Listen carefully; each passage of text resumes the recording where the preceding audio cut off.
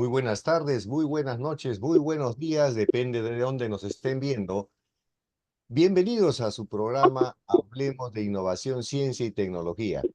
El día de hoy el tema es muy interesante, los fenómenos naturales. Evitemos con tecnología consecuencias mayores.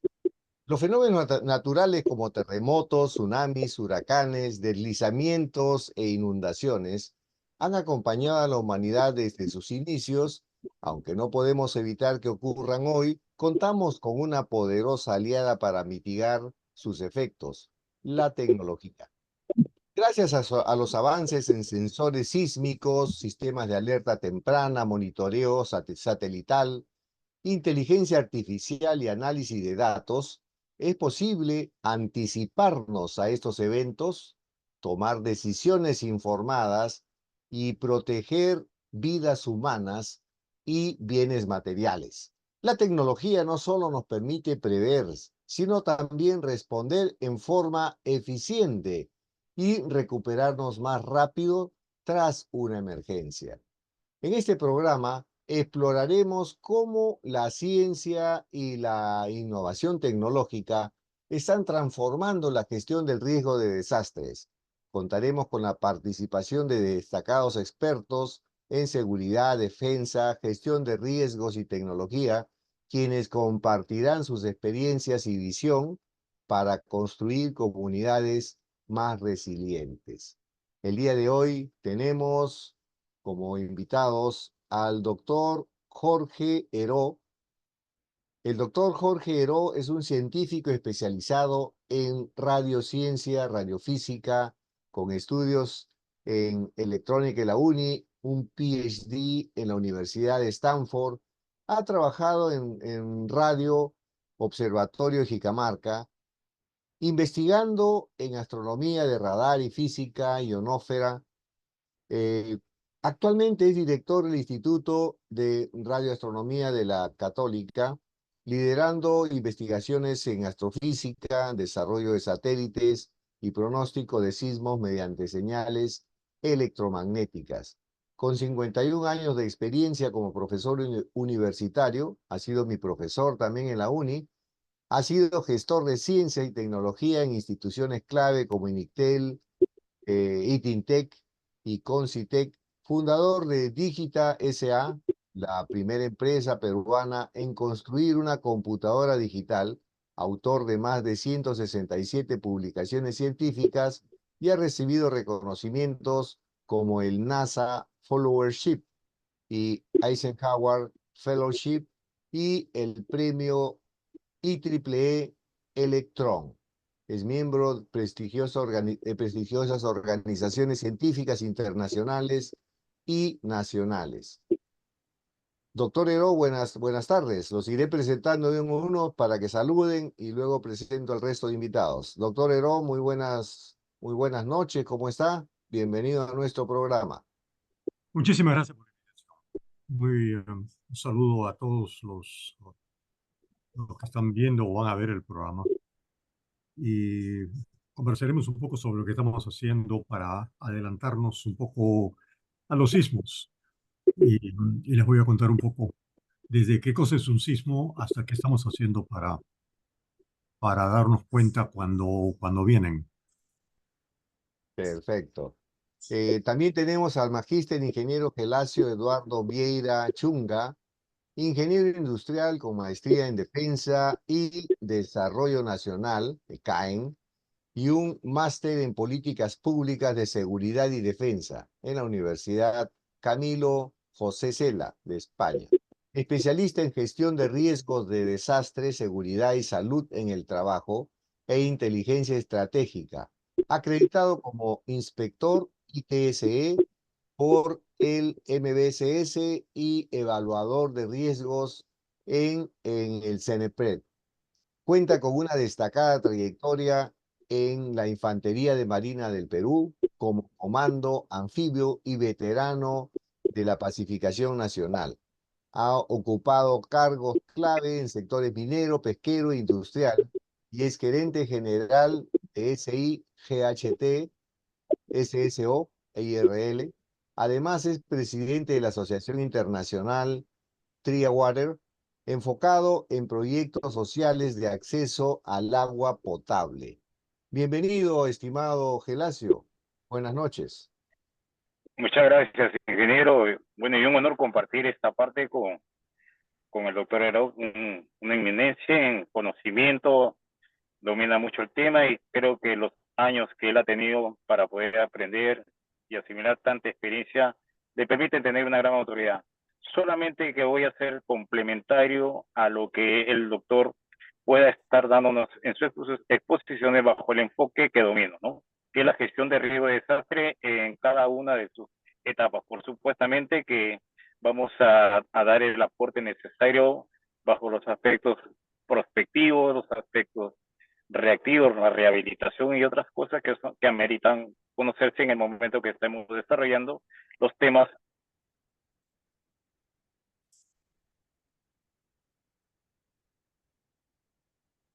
Hola, hola. Se le fue la señal, creo. Bueno, además tenemos no invitado, es miembro también del plantel Universal TV Digital, nuestro querido José Ricardo Gutiérrez. Muy buenas noches, Ricardo. Veo que está manejando, pero de todas maneras, si puedes saludar, adelante. Bien, Ricardo nos va a acompañar en algún momento, está en estos momentos en un trayecto y vamos a estar dialogando sobre este interesante tema. Vamos a empezar con el doctor Jorge Heró. Doctor, adelante. Usted tenía una introducción para el tema. Vamos a hablar específicamente en este caso de la parte de sismos, que es la especialidad del doctor Heró. Doctor Heró. Perfecto, voy a compartir pantalla aquí con ustedes para mostrarles algo. um,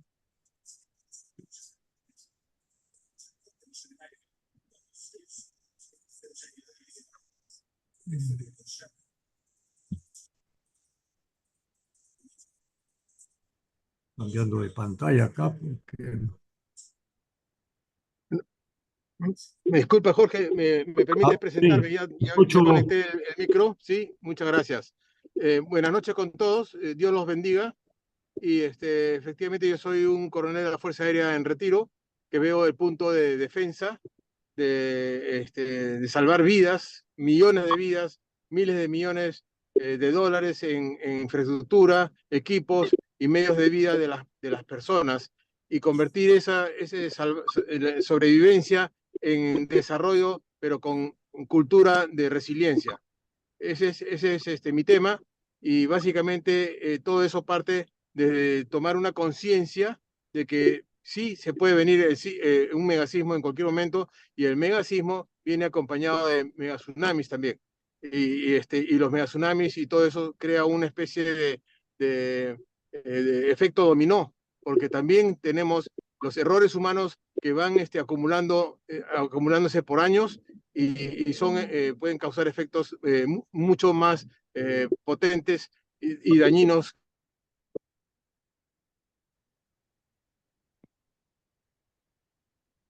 Muy bien,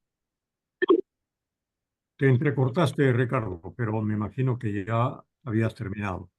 Entonces, empezamos. ¿Todos ven la pantalla completa?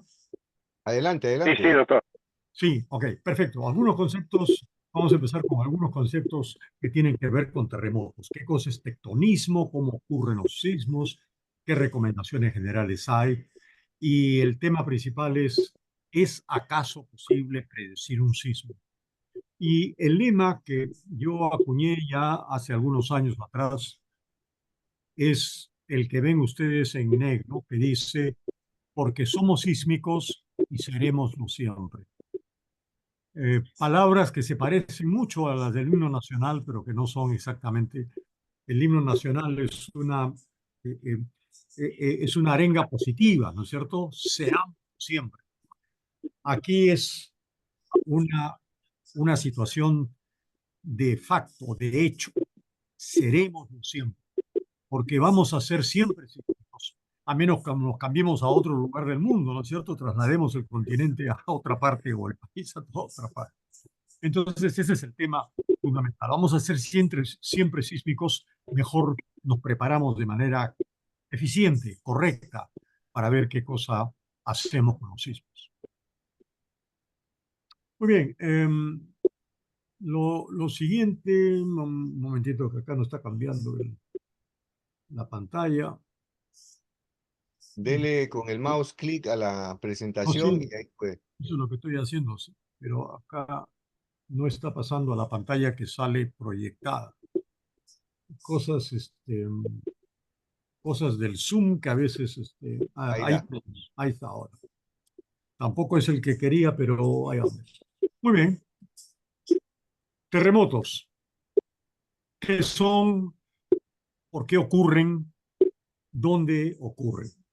Bueno, el terremoto no es otra cosa que el encuentro de dos placas en las cuales se fractura la superficie de la Tierra. La Tierra es una esfera, casi una esfera, que tiene un núcleo central que está generalmente en estado líquido o pastoso. Es roca derretida mezclada con metales pesados. Los metales pesados se van al centro. El centro de la Tierra tiene metales pesados. Hay una riqueza enorme, debe haber mucho oro, cobre, etcétera. Hay hierro, mucho hierro en el centro de la Tierra.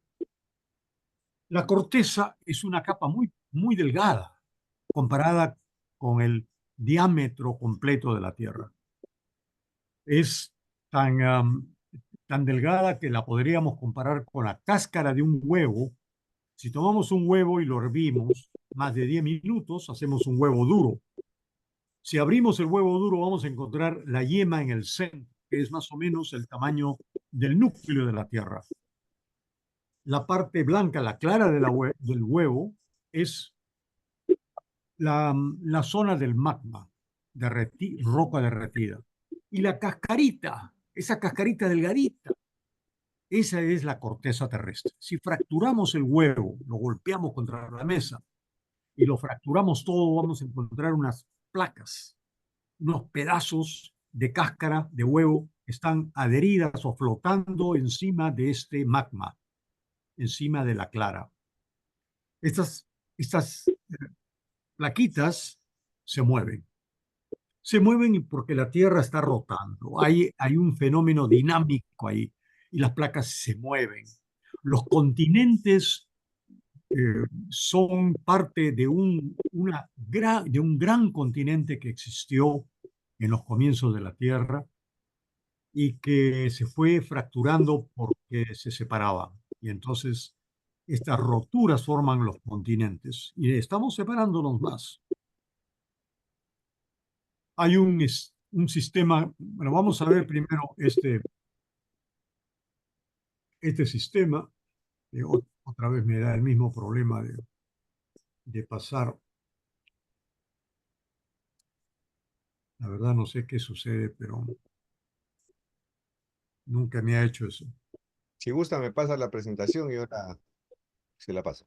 No sé qué cosa pasa. No, lamentablemente no puedo pasar la presentación porque como No, no, hay no hay problema. muchas cosas que no son publicadas y eso pertenece a la universidad, no puedo soltar la No, no hay problema. presentación. Bueno, Pero adelante. Creo que le hemos entendido, le estamos entendiendo hasta el momento. después de tres años de clases virtuales, durante todos los 3 años, me llama la atención de que el Zoom no funciona. Ahora, ahí está, y ahora sí. Ahí tenemos el núcleo central. Podemos ver la yema del huevo, la clara del huevo y la delgadita corteza. Las flechas indican la forma como las ondas sísmicas se mueven cuando ocurre un sismo en algún lugar, como por ejemplo este punto aquí en el África.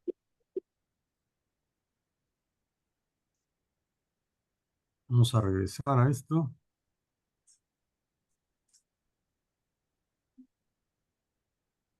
Tectonismo. El tectonismo es eso, las placas se llaman placas tectónicas. Y el tectonismo es este modelo de la Tierra que tenemos. Y en el lugar de encuentro de las placas tectónicas es donde ocurren los sismos. Simplemente porque las placas o chocan o se deslizan una junto a la otra o una debajo de la otra. Si ustedes se fijan en la parte de América, en la parte occidental de toda la América, tenemos una zona marrón que va desde la Antártida hasta Alaska y ahí cruza al Asia. La única parte que podrán ustedes ver que está vacía es la zona de California. Todo el resto está con una línea marrón. Esa línea marrón indica tectonismo de subducción. Quiere decir que una placa se introduce por debajo de la otra placa. ¿Cuál es la que se introduce? Es la placa del Pacífico. El Océano Pacífico está construido por básicamente una placa muy grande o fracciones, pero al final esta placa se encuentra con los continentes de América por un lado y del Asia por el otro lado. Y en todos estos sitios, la placa del Pacífico, la placa grande del Océano Pacífico, se mete por debajo de la placa del continente, excepto en California. En California, la placa en realidad no se introduce por debajo, sino que está al mismo nivel. Por lo tanto, las placas se deslizan una junto a la otra al mismo nivel.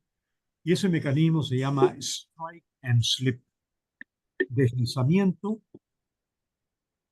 y golpe y deslizamiento. Y este golpe y deslizamiento también produce terremotos.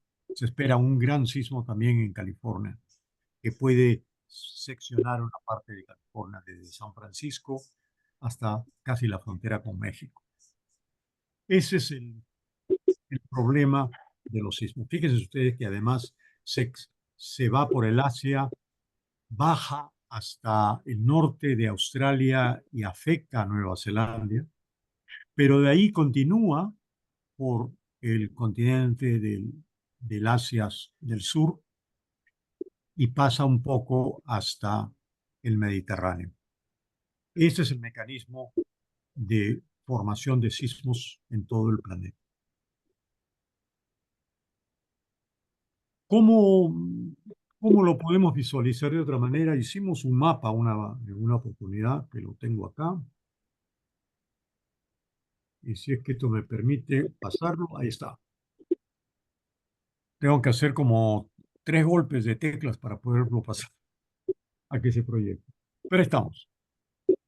Ahí tienen ustedes la zona vista de sur hacia el norte, la zona frente a, esto está un poco al sur de Lima, ahí vemos tal vez las islas de Chincha y una línea en el mar que dice fosa Perú-Chile. Esa fosa es el encuentro de las dos placas en el fondo marino. Pero fíjense ustedes que la placa de Nazca, así se le llama a este trozo que va desde el norte del Perú, mucho más arriba, Colombia, hasta el sur de Chile, a todo eso se le llama la placa de Nazca y se introduce debajo de la cordillera de los Andes. La cordillera de los Andes, la cordillera rocosa en América del Norte hasta Alaska, es la arruga cerca al océano, la arruga que se produce, por ejemplo, si tenemos la sala de nuestra casa que tiene una alfombra y tratamos de barrer la casa y metemos la tierrita debajo de la alfombra y la introducimos debajo de la alfombra, lo que hacemos es arrugar la alfombra. Y si le metemos algo debajo, vamos a hacer que la alfombra se eleve un poquito. Esa elevación es precisamente la cordillera, en nuestro caso la cordillera de los Andes. Es la arruga que se produce en el continente por la subducción, por la manera como se introduce la placa de Nazca debajo de la placa continental, también llamada placa sudamericana. Lo que nosotros estudiamos, que está recogido aquí, es este punto que vemos acá, en la intersección, donde está la juntura de las dos placas. Ese es el punto del posible foco del sismo, llamado también hipocentro. Ahí se está gestando un sismo que produce una serie de ondas. Produce ondas sísmicas, hemos descubierto nosotros, ondas electromagnéticas. Y el estudio de esas ondas electromagnéticas antes de los sismos es lo que nos permite a nosotros una predicción o una hipótesis de sismo o una alerta temprana, un vaticinio, una manera de adelantarnos al futuro. Y ese es parte del problema que existe con la aceptación de lo que nosotros hacemos. Bueno, hay otros fenómenos también que se producen. Por ejemplo, esta mancha es una radiación infrarroja que se puede ver desde satélites. Hay luces y luminiscencia antes del sismo. Hay muchos fenómenos. Hemos encontrado que hay una docena de fenómenos atmosféricos, ionosféricos, magnéticos, terrestres, aéreos, etc. No todos son igualmente posibles de observar. No todos traen la misma información.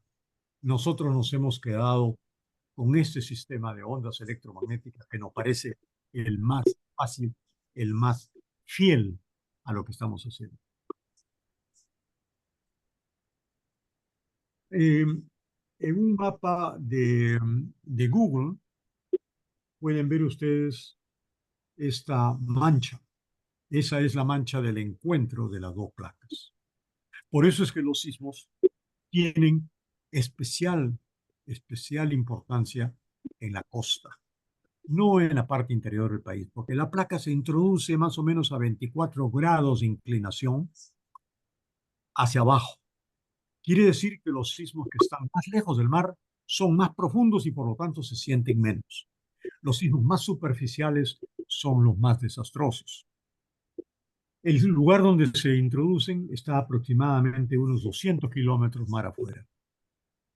Y ahí pueden ver ustedes la confluencia de las dos placas. En California, por ejemplo, esta confluencia ocurre en tierra. Existe, por ejemplo, cerca de la ciudad de San Francisco, existe a pocos kilómetros del aeropuerto internacional de San Francisco. El aeropuerto está en la placa continental, pero si uno se va pocos kilómetros hacia el mar, ya está en la placa del Pacífico. Es otra geografía, otro tectonismo, pero básicamente el mismo concepto. Muy bien. ¿Cómo medimos los sismos? Se miden por la escala de Richter. La escala de Richter da la magnitud del sismo, a diferencia de la intensidad del sismo. La intensidad del sismo es una manera de describir de manera objetiva, narrar un reporte, un reportaje, una narración de qué sucedió, se puede dar en la intensidad, es decir, cómo se comportan las construcciones, qué cosa se cae, qué cosa no se cae, y de ahí sale una escala subjetiva que nos dice la intensidad del sismo en el lugar que sea. La magnitud es la energía liberada por este sismo. Es como si explosionara una gran bomba debajo de la Tierra. Libera una cantidad de energía. Por eso es que hay una correspondencia entre la energía liberada por una carga de TNT, uno de los explosivos más más pavorosos que conocemos, químicos que conocemos, el trinitrotolueno, el TNT tiene una equivalencia con escala de Richter. Miren ustedes que la escala de Richter es una escala exponencial, no es una escala lineal. Por lo tanto, la diferencia es una escala logarítmica en la cual cada grado de la escala de Richter es 32 veces más intenso que la intensidad anterior. Por ejemplo, un sismo grado 9 es 32 veces más intenso que un grado 8. Y el 8 es 32 veces más fuerte que el 7. Por lo tanto, la diferencia entre el 7 y el 9 es 32 por 32 1000 veces. 2 grados de magnitud equivale a 1000 veces la energía liberada. Miren, entre los sismos grado 1 que no se sienten, grado 2 tampoco, son casi imperceptibles. Los grado 3 sí ya se comienzan a hacer. Los 4 un poco más fuertes. Los 5 ya nos comienzan a asustar. Nos hacen salir corriendo, aunque no hay cosas que se caigan y desgracias que lamentar. Los 6 sí ya son más serios. Pero, por ejemplo, la diferencia entre un 5 y un 6 es 32. Entre un 5 y un 7 es 1000. Entre un 5 y un 8 es 32.000. Entre un 5 y un 9 es 1.000.000 de veces, 1000 por 1000 veces, es decir, 1.000.000 de veces. Entonces, los sismos que hemos tenido en Lima, fuertes, que esos que nos despiertan y nos hacen levantar y asustarnos un poco, esos son grados 5. El sismo que se espera para Lima en cualquier momento, no lo decimos nosotros, lo dice el Instituto Geofísico del Perú, va a ser uno entre 8.8, 8.9 o 9.0. Al principio decían 9.2 como máximo. Ahora lo han reducido a 9.0, pero está entre 8.8 y 9.0. Eso significa que ese sismo va a ser 1.000.000 de veces más intenso en cuanto a energía liberada que 1 grado 5. Un grado 5 equivale a unos 20 millones de kilogramos de TNT. Un grado 9 es equivalente a 20 millones de millones de TNT, de kilos de TNT. Entonces se dan cuenta ustedes la enorme magnitud, el buen sacudón que vamos a tener. ¿Qué cosa es lo que dice el IGP? Dice que este sismo se puede producir en cualquier momento. Lo viene diciendo hace 10 años. Por lo tanto, ya se fueron de esos 20, ya se fueron 10 años. A menos que renovemos este plazo, muy convenientemente para nosotros como creídos. Pero como no podemos ser creídos, sino tenemos que ser juiciosos, nos vamos acercando más a este plazo dado de este sismo. ¿Por qué es esto? Porque la energía se acumula. Y el Instituto Geofísico del Perú sí puede ahora, con mejores datos, con datos basados en GPS, pueden ir midiendo milímetro a milímetro cuánto es lo que va retrocediendo el continente a través del GPS. Un GPS de precisión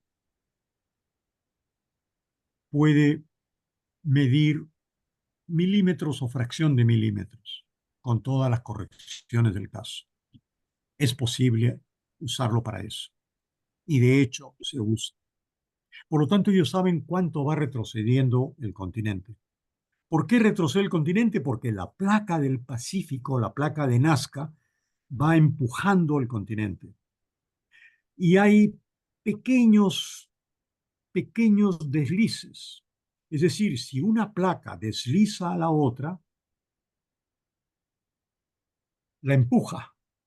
porque la placa que tiene encima, la placa continental, son millones de millones de millones de toneladas de roca, de magma, de roca y de roca sólida, de agua, de mar. Todo eso pesa y pesa sobre la placa que se está introduciendo por abajo. Y por lo tanto la placa de abajo la va empujando y va haciendo que el continente retroceda. De vez en cuando hay un pequeño sismo, hay un pequeño desliz. No se agarraron bien las placas y la placa se desliza. Pero ese desliz es tan pequeño, con un grado 3, 3.6, lo que normalmente hay en Lima. Hay 4 o 5 de esos en Lima todos los años. A veces un poquito más, a veces menos.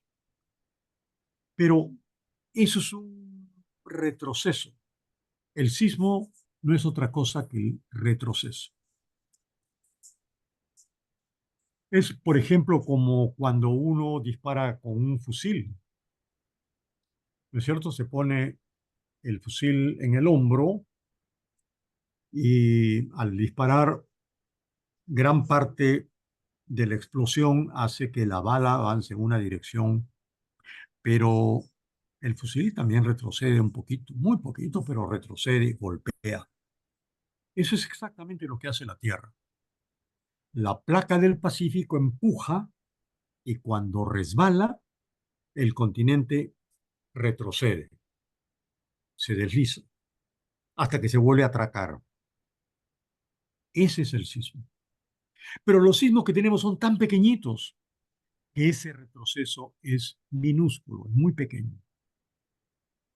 Un sismo grande, como el que se ha medido una vez en Arequipa, puede hacer que toda la ciudad de Arequipa retroceda 60 centímetros en un solo sismo, cuando el sismo es de una magnitud alta, 7.5, una cosa por el estilo, como los sismos que ha habido en Arequipa.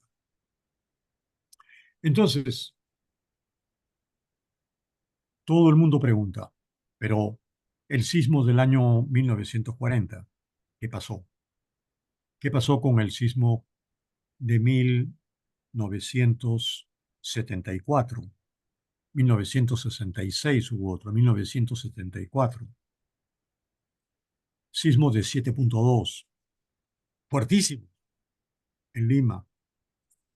Sin embargo, no son lo suficientemente fuertes como para liberar toda la energía acumulada en esa placa continental que está siendo empujada por la placa Nazca.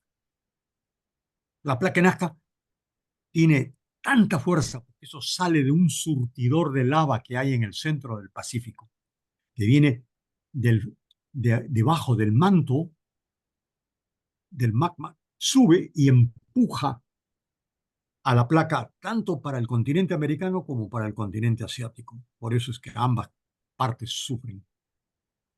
Eso es imposible de controlar con las magnitudes que tiene. Entonces, no hay otra cosa más que vivir con eso.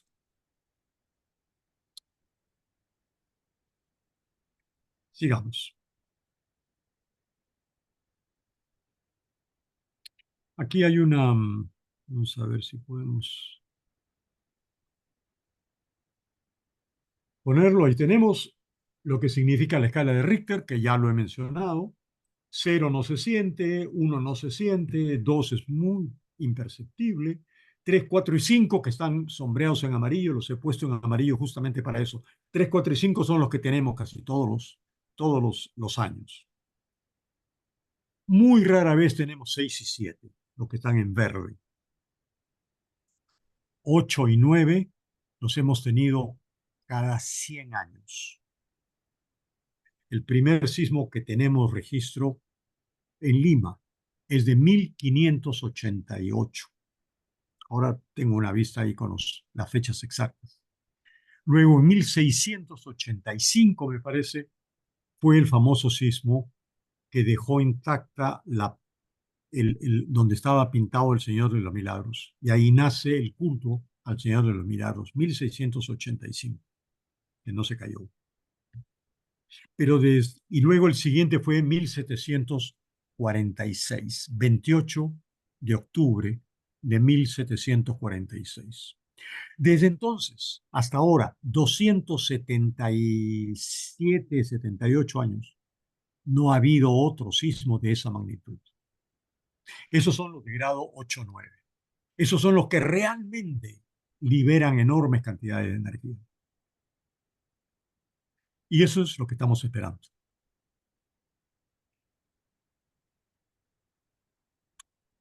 Sigamos.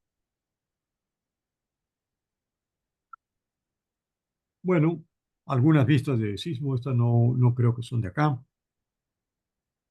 pero eso es lo que puede pasar con un 8. Sí. Punto Doctor, 8. ¿puedo hacer una preguntita, doctor, por favor? Sí, Okay. Sí, sí, está muy interesante la exposición y está muy bien la cronología y la forma tan explícita de podernos hacer entender cómo está la constitución de la Tierra y cómo es la capa superficial.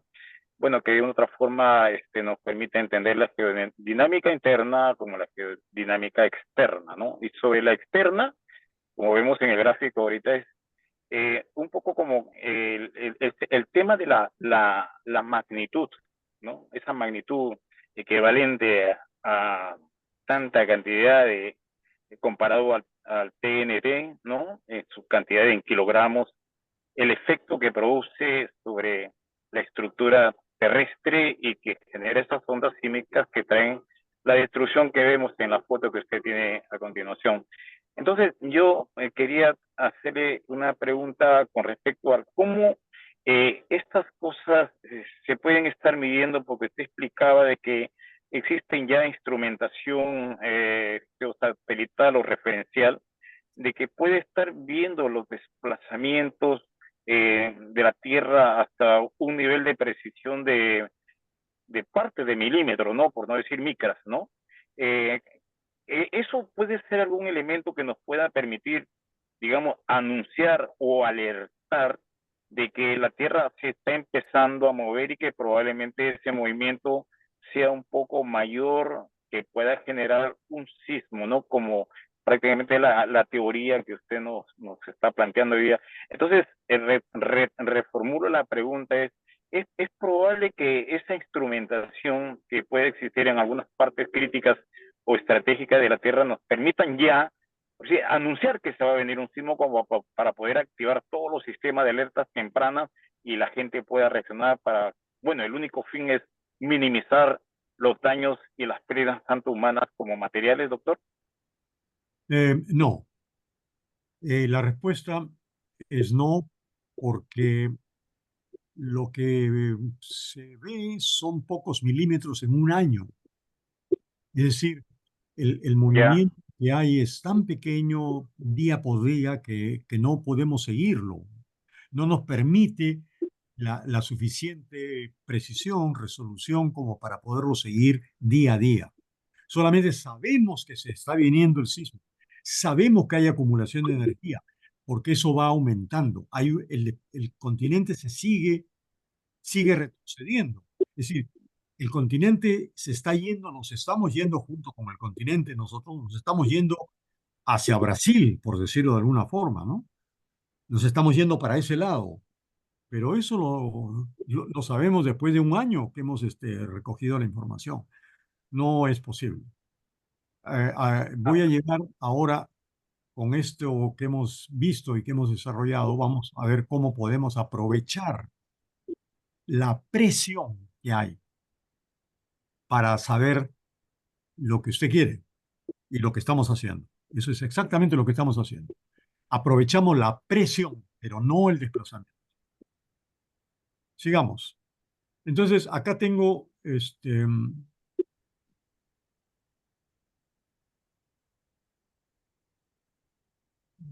ahora no descubro qué cosa es lo que pasa. Cuando quiero mostrar una vista, me toma un tiempo para ponerla para que ustedes la vean. No entiendo todavía por qué, pero en fin, ahí vamos. Bueno, esta vista no quiere salir. Acá tengo los sismos, por ejemplo. Grandes sismos que ha habido en el Perú. Cusco, 1543, 1650. Tacna y Arica, 1868. Ancash, 31 de mayo del año 70. Eso fue 7.9. Nada más. No ocurrió en Yungay ni en Huaraz, ocurrió en Chimbote. El epicentro estuvo en Chimbote, en el mar. Fue 7.9. Arequipa, 2001, 8.4. Ica, 15 de agosto del 2007, 8.0. En Lima, ¿qué ha pasado? Siglo XVI, 1582 y otro muy fuerte, 1586. Ese fue el grandazo. Siglo XVII en Lima, 1687. Ese fue el del Señor de los Milagros. Siglo XVIII, 1746. El gran sismo que todo el mundo recuerda la historia porque eso fue escrito. Ya hay material impreso con descripciones, periodistas que entrevistaban al virrey que querían un laberinto que se lo puedo contar después. 21 barcos volaron encima del Callao, así dice la prensa. 21 barcos volaron encima del Callao y aparecieron en tierra. El agua se salió hasta Carmen de la Legua. Hubo saqueos en Lima. Comenzaron a apedrear a las prostitutas porque decían que eran las culpables y que era castigo divino debido a la promiscuidad en Lima, y el virrey sacó al ejército para proteger a las mujeres porque a todas las que les caía mal tenía la culpa y las apedreaba. Siglo XIX, no conocemos nada en el siglo XIX. Siglo XX, algunos chiques. Por ejemplo, 1940 fue 8.2. 1966, 8.9 en el Callao. 3 de octubre de 1974, 8.1. 80 kilómetros al sur de Lima. Esos son los grandes sismos. Hasta 8. ¿No? Pero 8.8, 9.0, esos no conocemos ninguno. Bueno, acá hay una pregunta interesante. ¿Podemos acaso predecir los sismos? Repito, por alguna razón misteriosa, no puedo mostrarles esto. Cierre la presentación y vuelva a abrirla. Acá ya logré algo. Ah, ya, ahí está. Ahí estamos. ¿Podemos acaso predecir los sismos? Acá hay una pregunta importantísima, porque esta es la razón por la cual la teoría nuestra no es ventilada.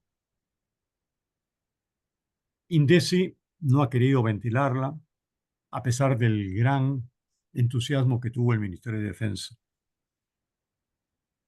Esta es una frase de Niels Bohr, famoso físico, uno de los pioneros de la mecánica cuántica. Niels Bohr dijo: la predicción es algo muy difícil, especialmente cuando se trata del futuro. Una frase graciosa, de humor, ¿no es cierto? Cuando la predicción no se trata del futuro. Pero ese es el problema, porque aquellos que hablan del futuro son confundidos con los magos, los brujos, los chamanes, etcétera, ¿no es cierto? El fetichismo o los antirreligiosos, porque se entiende, la mayoría de la gente piensa que el sismo es castigo divino. Y entonces, ¿cómo es que alguien se puede resistir al castigo divino? ¿No? Estar en contra de la voluntad del Creador. Ese es el gran problema que tenemos con la aceptación de las teorías de predicción. Los sismólogos dicen que los sismos no se pueden predecir, que eso es falso. Y que todo aquel que diga que el sismo se puede predecir está faltando a la verdad. Les voy a mostrar algunas publicaciones hechas en este sentido. Tengo varias páginas de cosas que se publican hasta ahora. Aquí hay una de ellas. Instituto Geofísico del Perú. Pública. No estoy haciendo ningún acto que no sea correcto, porque esto es público. Esto ha estado en o está todavía en la página web del Instituto Geofísico del Perú. Dice el Instituto Geofísico del Perú, ante informaciones vertidas por diversos medios de comunicación sobre la existencia de un sistema, que se refería a nosotros, que permitiría predecir la ocurrencia de sismos hasta con 15 días de anticipación, informa lo siguiente. No existe un método o sistema que permita la predicción de la ocurrencia de sismos con días o semanas de predicción. Las variaciones electromagnéticas en superficie, supuesto predictor de la ocurrencia de sismos que este sistema utiliza, vienen siendo estudiadas a nivel mundial. Sin embargo, aún existen muchas dudas sobre su utilidad real.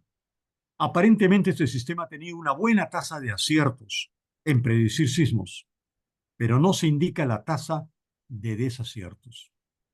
Los aciertos logrados en la predicción serían sobre la ocurrencia de sismos pequeños que ocurren todos los días en el Perú. Pero son los sismos de elevada magnitud los de interés, ya que estos son los que causan daño y destrucción. Se pide a la población no dejarse confundir por este tipo de informaciones que pueden crear falsas expectativas y se recuerde que es necesario tomar medidas de prevención en todo momento, pues el Perú se encuentra ubicado en una zona altamente sísmica. ATE, 30 de noviembre del 2015. Desde entonces. Bueno, y acá tenemos más.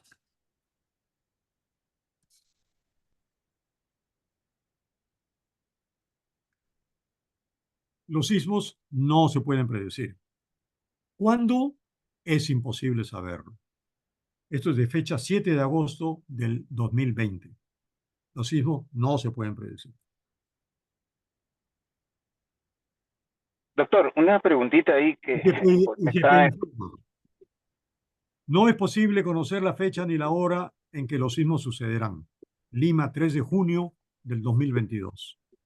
Y así, estamos llenos de estas alertas porque los sismólogos piensan que no se pueden predecir los sismos. Ahora, yo me he sumado a los sismólogos. Es decir, yo ahora les digo a los sismólogos, tienen ustedes razón. Los sismos no se pueden predecir. No se pueden predecir con los métodos que ustedes conocen, pero con los métodos que nosotros conocemos, sí. Ahora, la predicción es una predicción estadística. No es una predicción como quien predice un eclipse de luna. Ustedes saben que conocemos la mecánica celeste con tal precisión que es posible predecir todos los sismos que van a haber con una tolerancia de pocos segundos o un segundo menos, 1000 años en el futuro. Todos los sismos, todos los eclipses. Porque son fenómenos determinísticos. Es una órbita que conocemos matemáticamente y podemos saber la Luna dónde está, el Sol, los planetas, etc. Podemos saber dónde va a estar Saturno en el año 2010, o en el año 2100, o en el año 2280, o en el año 3000. Los sismos los vamos a poder predecir como más o menos quien predice el tiempo. Mañana va a salir sol. Tal vez no sale sol. Y pongo este ejemplo que tal vez no sale porque lo que nosotros tenemos son a veces dudas sobre lo que se llaman falsos positivos. O sea, nunca nos hemos equivocado diciendo no va a haber sismo y sí hay. En algunos casos nos hemos equivocado diciendo va a haber sismo y no lo hay. O sismos chiquitos, ¿no? O decimos el sismo va a ocurrir a las 11 de la noche y ocurre a las 2 de la mañana. Como me acaba de suceder hace poco tiempo en una charla que di a la Marina. Y le puse, al final de mi charla, a las 7:30 de la noche, puse una nota con todos los parámetros que yo tenía para un sismo que iba a ocurrir esa noche a las 11 de la noche. Ojo, eran las 7:30 de la noche. Yo dije que el sismo iba a ocurrir a las 11 de la noche. Pero, ojo, eso lo sabía yo desde 15 días antes. Lo dije el día de la charla, que era el mismo día en que iba a ocurrir el sismo. El sismo ocurrió, pero a las 2 de la mañana. Me equivoqué por 3 horas. Y la magnitud fue una fracción de magnitud en escala Richter. Creo que yo había dicho 3.8 y fue 3.7. 3 horas de diferencia, con 15 días de anticipación. Esa es la mayoría de los sismos que nosotros predecimos. Entonces, se dan cuenta ustedes que sí es posible predecir los sismos. Doctor, No una es preguntita, por favor. Perdón, Una preguntita. alguien quería una pregunta. Sí. Sí. Consultarle un poco, porque es muy interesante la forma de la casuística que ha tenido con la Marina en este caso, de haber predecido en una hora, bueno, tuvo un desfase en tanto en tiempo como en magnitud. Pero, ¿podría explicarnos un poco cómo es la metodología? Porque supuestamente esto es un método científico para que tenga validez en el sentido de poder aceptar de que como método debe ser aplicado por las instituciones que monitorean, ven o trabajan con el tema de la sismología, ¿no?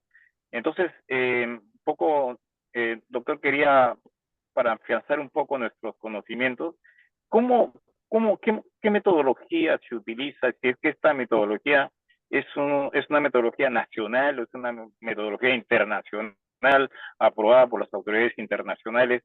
Por favor, doctor, explíqueme un poquito de eso, por favor. Sí, encantado. A eso voy. Estoy aquí batallando con... acá está. Primero, el grueso de lo que les voy a decir es justamente eso. Y les voy a mostrar un video, ¿ya? Un video que dura 5 minutos, donde van a ver ustedes lo que hacemos como si fuera en tiempo real y apurado, porque les voy a mostrar datos de casi 2 años, pero en 5 minutos. O sea que lo vamos a ver aceleradamente, ¿ya? Pero ustedes van a ver exactamente lo que hacemos. Algo Gracias, doctor. previo que es esto, que es muy importante. El año 1989, en la Universidad de Princeton, en Nueva Jersey, en Estados Unidos, se publica este libro que se llama La política de la predicción de terremotos, escrito por 2 americanos y un peruano, Bruno Puesta. Esto lo he traducido del libro en inglés y fíjense lo que dice. Los grandes terremotos tienden a ocurrir muy separados en el espacio y en el tiempo. Como resultado, sus efectos acumulados a nivel mundial resultan ser desestimados. Sin embargo, en realidad, más de 1 millón de personas han fallecido como consecuencia directa de terremotos en el siglo pasado. Esto fue escrito en el siglo XX, ¿no? 1989. Por lo tanto, se refiere al siglo XIX. 1 millón de personas muertos en el siglo XIX.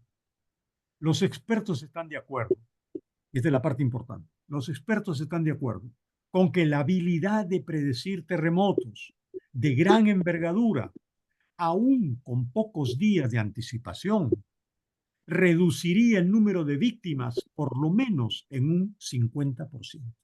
Por lo menos. Aunque se vislumbra aún tal capacidad, no está tan cerca como alguna vez se pensó. Eso es lo que dicen los sismólogos, ¿no? Entonces, ¿por qué les decía yo que ahora estoy de acuerdo con los sismólogos?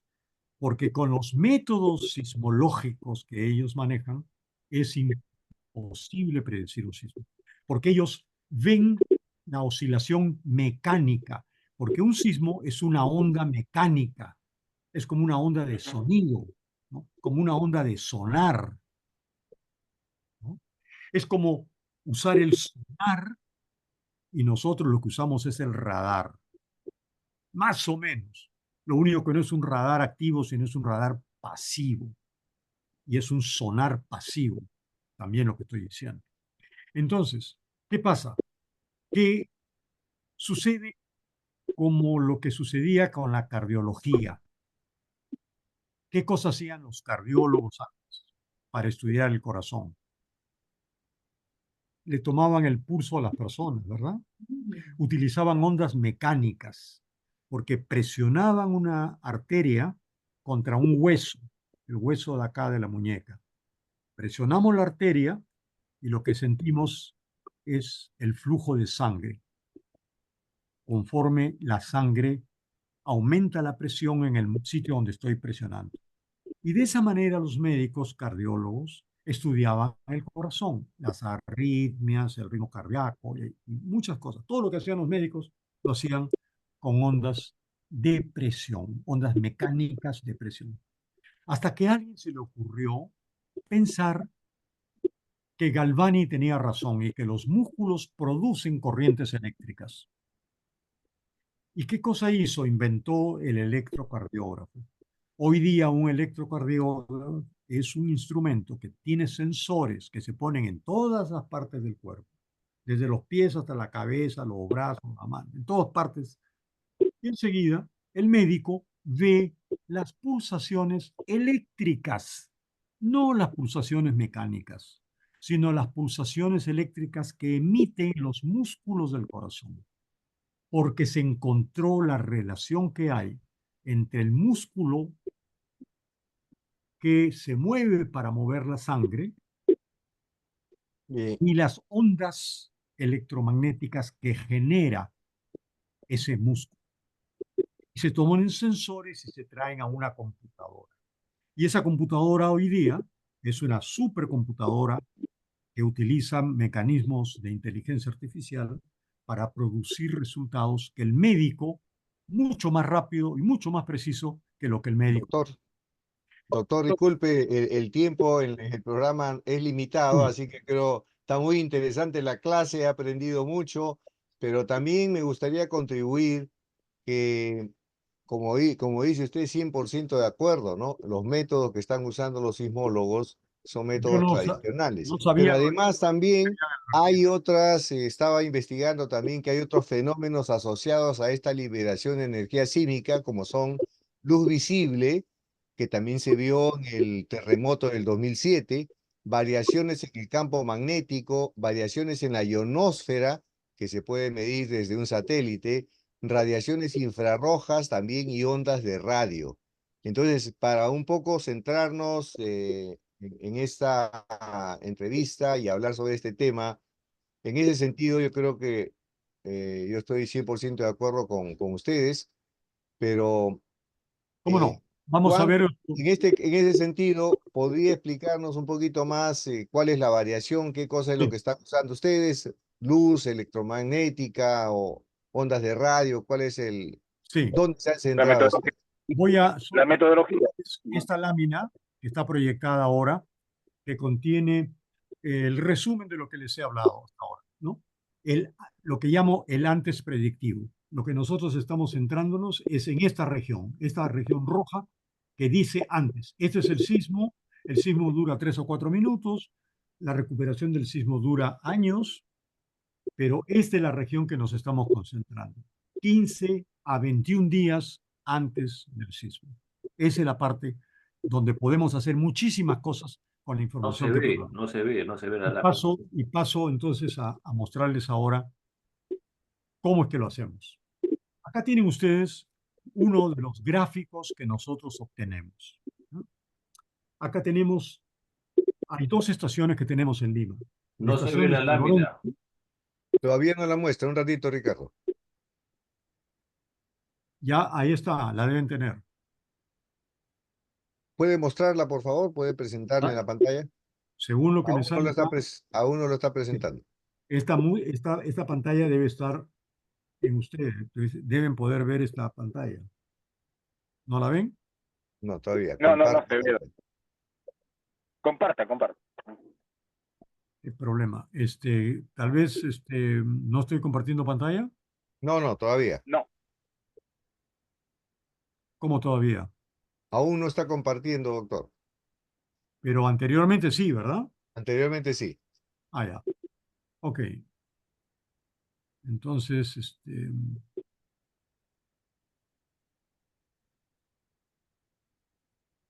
Ahora ahora, sí. Ahora sí. Póngale en modo presentación, por favor. entonces ahí estamos. Ya. Ponga en modo presentación, por favor, para que se vea en pantalla completa. En la parte de abajo, en donde está la pantallita, a la izquierda del control de zoom, No, esa no o es. si no, F5, F5. Y ahí tampoco. Hay algo mal con la forma como está organizada mi máquina. Lo que pasa es que yo tengo acá 3 monitores. Entonces, ¿Puede me, aceptar ahí, doctor, para ahí lo ayudo? me está haciendo trucos esta máquina. A ver, ¿Puede aceptar ahí que lo ayude yo desde acá también con... no sé qué pasa.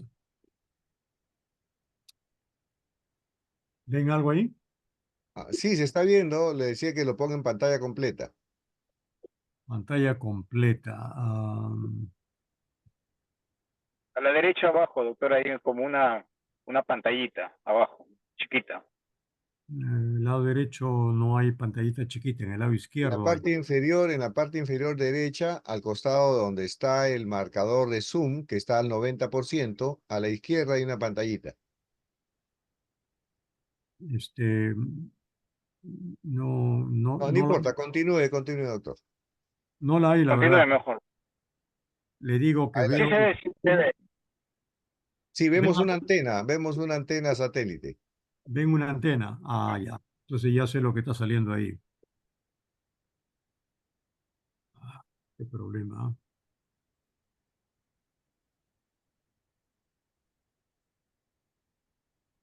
Voy a cortar y voy a volver a entrar a compartir pantalla. ¿Eh?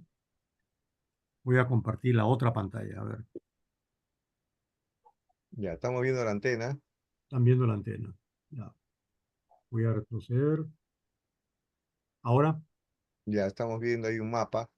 ya. ¿La ven en pantalla Oh, completa? no, no, no está en pantalla completa. ¿No está en pantalla completa? Ahí, esa.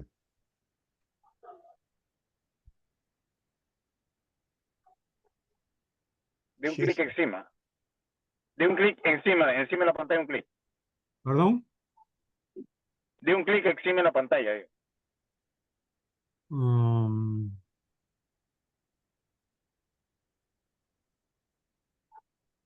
no.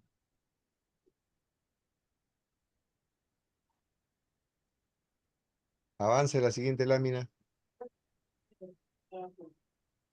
Hay Ahí una, está, ya. Ahí se ve recorrido de pulsos. sí. Ya, si pueden leer Ese, eso, continuamos ahí nomás. Ajá, ya, así está está bien. ya. Bueno, entonces, ¿qué cosa lo que vemos acá? Vemos 3 grupos de pulsos. ¿Ven ustedes el litoral? Acá está la isla San Lorenzo. ¿Ven la flecha del mouse? Sí, la Acá está flecha la isla San verde. Lorenzo, ahí tenemos una estación. Aquí está la estación de Aucayama. Estas 2 estaciones son las que hacen triangulación. Y cada punto que ven ustedes donde hay un quiebre de la línea recta, ahí hay un punto de una señal electromagnética que hemos recibido. Estos pulsos están representados abajo en el tiempo.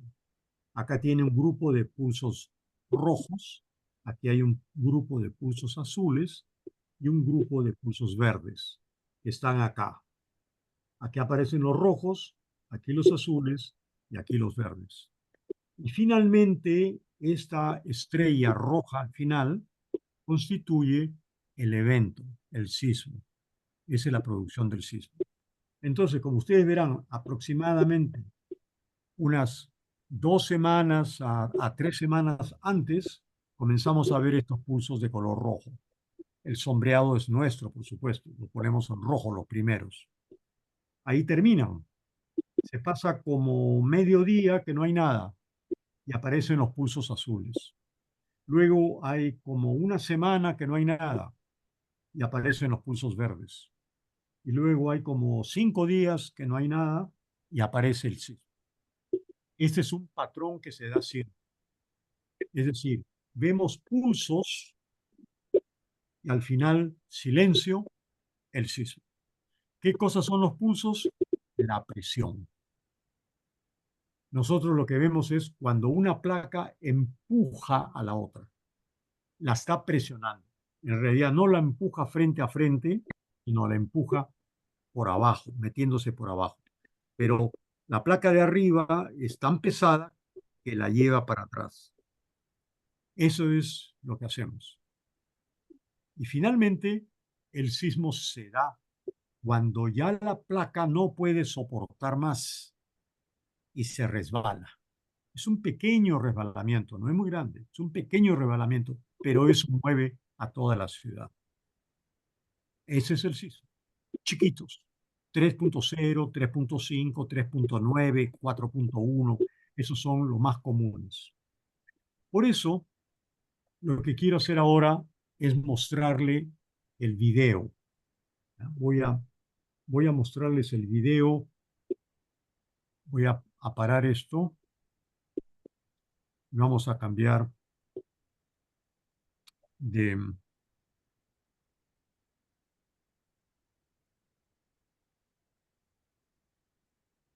Y voy a mostrarles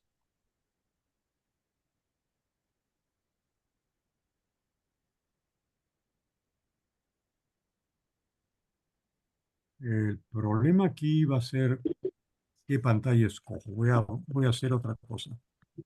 Doctor Heró, perdón, doctor, Sí, mire, lo que pasa es que este es un programa de televisión, un programa audiovisual donde normalmente lo que se busca y lo que se desea es llegar a la audiencia a lo que más se desea, para que lo que usted nos está dando una cátedra sea lo más pragmático y lo más resumido posible, para que pueda llegar y promoverse y difundirse rápidamente, porque esto es algo que realmente toda la comunidad lo debe saber.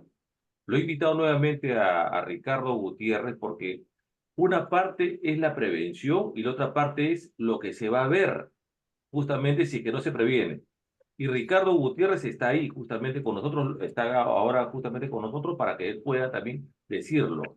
Entonces vayamos un poquito más resumido y vayamos un poquito más, porque esto no es una clase de la uni, no es una clase de repente, una cátedra de repente de alguna universidad, sino más bien estamos en un programa de televisión donde tenemos que agilizar el tema para que la audiencia lo pueda ver. Yo sé que todo lo que usted dice lo aprecio y lo valoro, y lo valoramos, y es verdad. Todo lo que usted dice es una manera didáctica, paso a paso. Pero yo le pido, por favor, que agilicemos un poquito, porque fíjese, estamos más de 1 hora y media. Entonces, obviamente que la audiencia lo va a ver 5 minutos y después lo va a cambiar. Vayamos un poquito porque esto tiene que saber la audiencia a nivel nacional y a nivel internacional. Ricardo Gutiérrez está acá con nosotros para poder complementar esto. Le pido por favor ese magnetómetro, me interesa muchísimo cómo es que se va a prevenir, qué es lo que la audiencia y la comunidad en general tiene que saber para que se haga caso a lo que usted está proponiendo, doctor. Disculpen lo que le estoy diciendo, pero es verdad. Este es un programa televisivo. Gracias, doctor. Gracias disculpen la intervención. bueno, muchas gracias por decirme eso, pero la verdad, cuando a mí me dijeron, yo creí que era una reunión con ustedes, básicamente con usted, y por eso hablamos por teléfono, y Ricardo García me dijo, bueno, mejor lo vemos por Zoom. Yo la verdad creía que esto era una presentación para ustedes, con el detalle necesario para ustedes. Yo no lo he visto como una proyección de televisión para una audiencia general y por lo tanto, y además tengo un problema con 3 pantallas y un Zoom que no hace lo que debe hacer. Yo le estoy diciendo que me proyecte en la pantalla 2 y me está proyectando en la pantalla 3 y tengo que redefinir en Windows mis pantallas para que Zoom tome de otra pantalla que no es la pantalla que ellos creen que es la 3 cuando es la 2. No, no Entonces, se preocupe, es un doctor Heró. problema, es un problema. Vamos a la discusión, por favor. Adelante, Vamos Ricardo a, García, vamos Ricardo a, Gutiérrez. vamos a centrarlo con un video de 5 minutos y ahí termina todo. Ya, una participación de Ricardo un ratito para que usted continúe con su presentación del video. Ricardo, adelante. Ya, ¿qué tal? Buenas noches nuevamente. Como ustedes han estado manejando, he parado un rato para poder aportar. Sí, efectivamente, el sistema de alerta temprana que tiene, que han creado el Instituto Nacional de Radioastronomía por intermedio de acción directa del doctor Jorge Arturo Heró Pérez, me parece que sería la piedra angular de todo el sistema, porque realmente podría prevenir de 5 a 20 o 25 días antes de que ocurra un sismo. ¿Y eso qué es lo que va a ocurrir? ¿Eso es qué es lo que va a producir? Va a producir simplemente que las personas van a pensar, ¿qué voy a hacer aquí cuando se presente dentro de 10 días el megasismo? Después vienen las megatsunamis. ¿Qué vamos a hacer con respecto a los relaves mineros que están a 5 metros del río Rímac? Antes era 360.000 toneladas y declararon emergencia Lima. 3 años han estudiado y quedaron en nada. Y ahora hay más de 1 millón de toneladas y no pasa nada. Ya nadie se preocupa. Pueden haber 10 millones de toneladas y nadie se preocupa. ¿Qué es lo que va a pasar con cerca de 12 o más millones de barriles que tenemos almacenados en la costa cuando venga el tsunami? ¿Hasta dónde va a crear la mancha de petróleo? ¿Llegará hasta Alaska? Sería un desastre planetario. Ya no sería solamente Perú, desastre planetario, por nuestra incapacidad, por la cantidad de errores humanos que existen debido a la ignorancia del tema.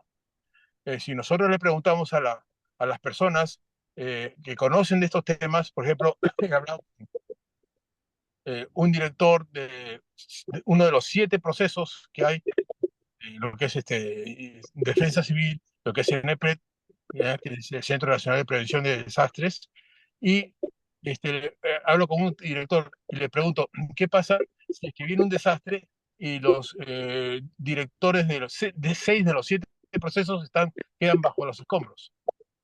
¿Qué haces tú? Tú le vas a decir a la gente, no, yo no soy de ese proceso. Tan hermetizados están que nadie conoce el proceso del otro. Entonces, es un grave problema porque no existe la creación de sinergia. Cuando todos ven los temas de todos, van a poder producir sinergia y van a ver que es necesario empezar con un plan de evacuación de Lima. Pero a la hora que yo le pregunto a las autoridades si que tienen un plan de evacuación de Lima, no tenemos. Ellos que lo hagan los presidentes de región. Y si ellos no pueden hacer, las mismas autoridades no pueden hacer un plan de evacuación de Lima, ¿cómo van a hacer el plan de los presidentes de región o las municipalidades? Cuando venga un sismo, tenemos que tener en cuenta de que van a haber muchos muertos y muchos heridos bajo los escombros, pero desgraciadamente no vamos a tener brigadistas, porque también van a estar bajo los escombros o cuidando a su familia que están bajo los escombros. Y por último, si quieren venir a trabajar, no van a poder hacerlo porque las vías de comunicación terrestre van a estar totalmente rotas, impedidas. O sea, se hace como una especie de, como yo decía antes, el efecto dominó. Por el error humano, que no tomamos las previsiones a tiempo.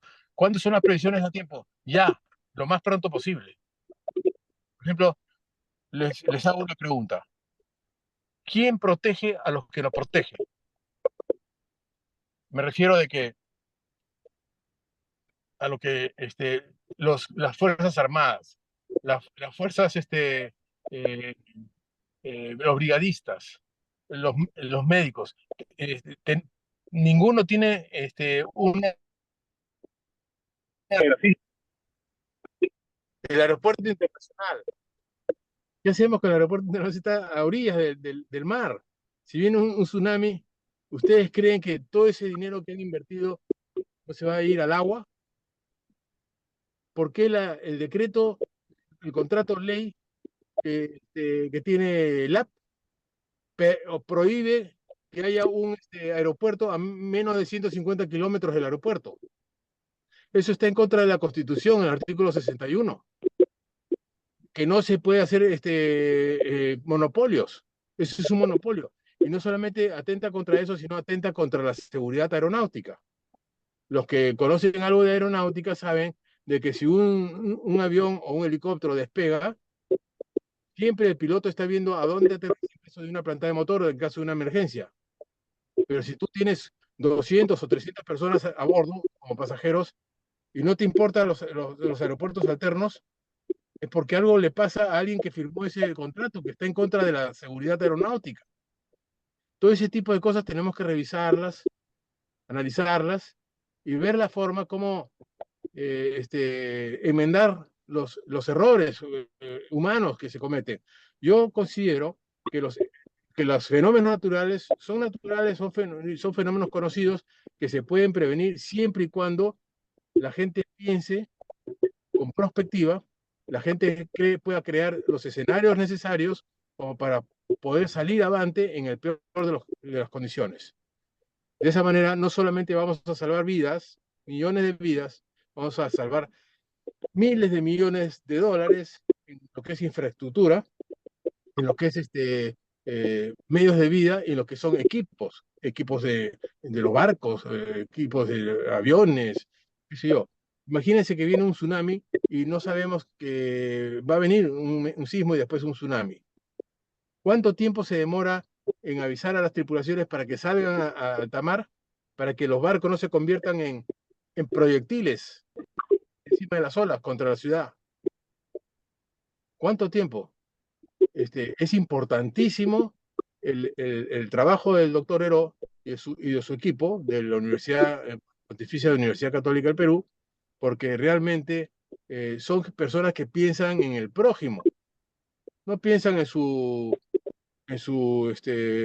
protagonismo, no piensan en que ellos los van a aplaudir, a pesar de que ya los han aplaudido en la Universidad de Stanford varias veces, con razones justificadas, y lo han aplaudido en 2 oportunidades en la Asociación Mundial de Inventores en Roma.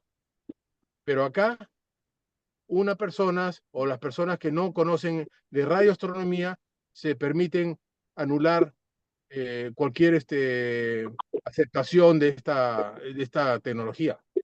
¿Y qué es lo que puede producir esto? Puede producir que no se haga, y al no saber cuándo va a venir cuándo podría venir un sismo, eso significa negligencia criminal, error humano, a propósito. Entonces yo considero que es importante tomar, no solamente apoyarlo a la construcción de 70 radiomagnetómetros e implementarlos en todo el país, porque no solamente van a apoyar a Perú, sino van a apoyar también a Ecuador, a Colombia quizás, y a Chile. Somos países hermanos. Podemos hacer esa triangulación para saber en dónde va a haber un sismo, cuándo va a ocurrir y qué magnitud va a ser. Eso es un lujo, tener ese sistema único en el mundo. Pero sin embargo, hay personas que dicen, si no hay en Japón, si no hay en Corea, en Alemania, en México, acá no puede haber. Qué buena deducción. ¿Acaso esas personas hablan de radioastronomía, hablan de la velocidad de la luz y la contrastan con la velocidad del sonido, que es mucho más lenta? La velocidad de la luz inmediatamente llega, y con los algoritmos que ha creado los del Instituto Nacional de Radioastronomía, que esos algoritmos son capaces de aprender. Y ahora con la inteligencia artificial aún más se puede repotenciar. Yo estoy trabajando para conseguir esos 7 miserables millones, y a ver si que se puede obsequiar a la Universidad Católica. El gobierno, ¿por qué no hace nada?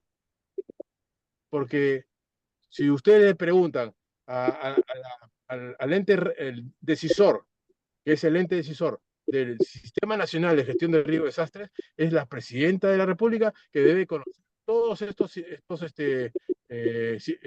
detalles. De ahí sigue el ente rector, que es el PCM, el presidente del Consejo de Ministros.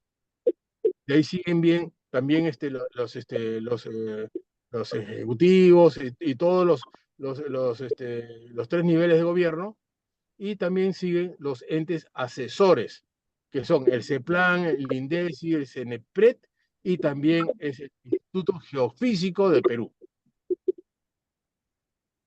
Estamos haciendo la tarea, pero debajo de esos estamos nosotros, las personas,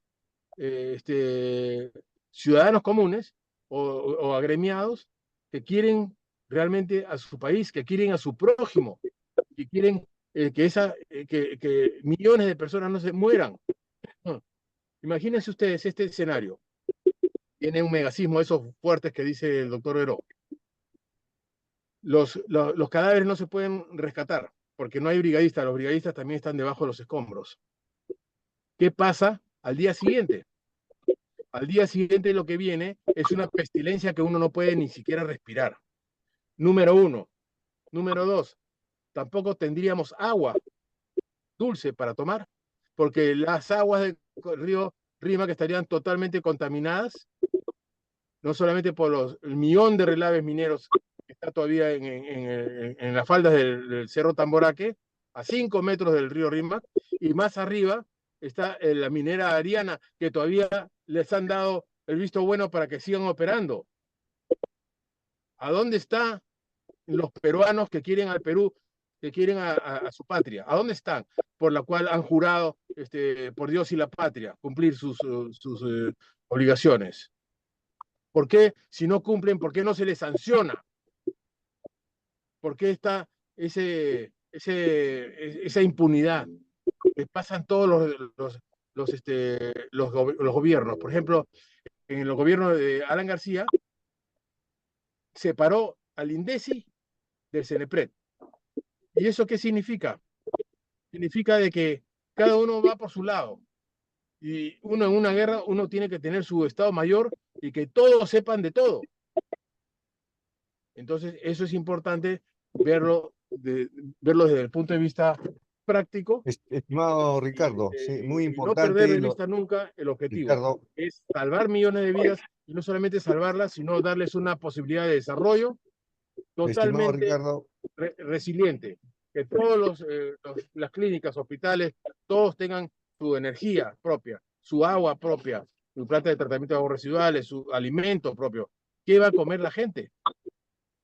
Eso es lo que quería decirles. Disculpen la pasión que le pongo a esto, pero hoy día acabo de recibir mi condecoración por defensor de la patria, defensor calificado de la patria, y me siento muy motivado para seguir defendiendo a mi patria. Muchas gracias.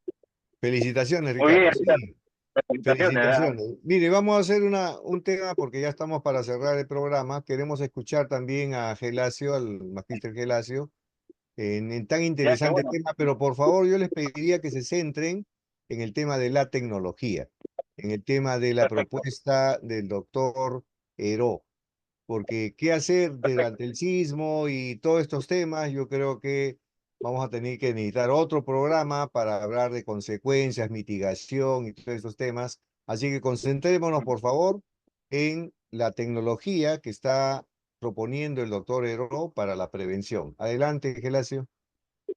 Gracias, gracias.